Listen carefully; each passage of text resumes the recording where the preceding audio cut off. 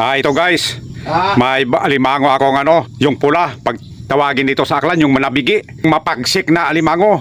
Naghanap talaga ako ng yung katamtaman lang na alimango. Kasi maraming nag-comment doon sa una kong na-upload. Ayaw nila maniwala dahil yung alimango daw patay na.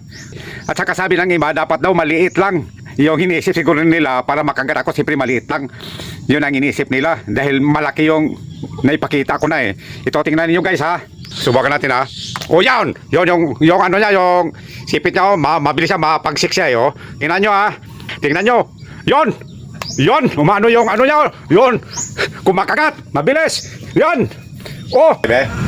Oh! Mabilis oh! Ayan o, kumakalaw yung sipit niya. Ulit! Oh! Oh! Doon! Yung paghawak nito, ganito! Tingnan niyo! Yan oh!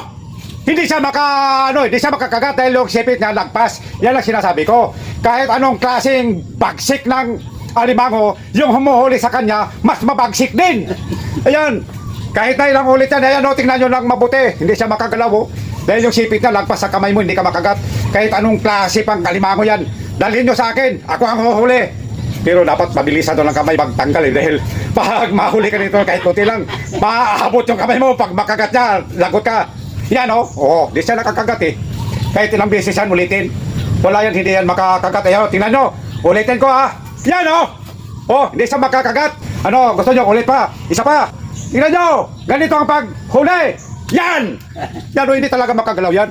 Yan lang sinasabi ko sa inyo. Pag may alimango kayo, dali nyo sa akin. Pakita ko sa inyo kung paano ang paghuli nito ng harap-harapan. I-review pa natin to na tingnan natin kung patay na. Kasi sabi nila patay daw. Ito, review natin o. Paano nyo sabihin yan? Patay yan. Yan, tingnan nyo ha.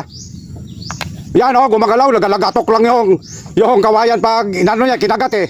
Yon, tingnan nyo. Tapos sabihin nyo patay. Yan o, buhay na buhay yan. Manabigi yan eh.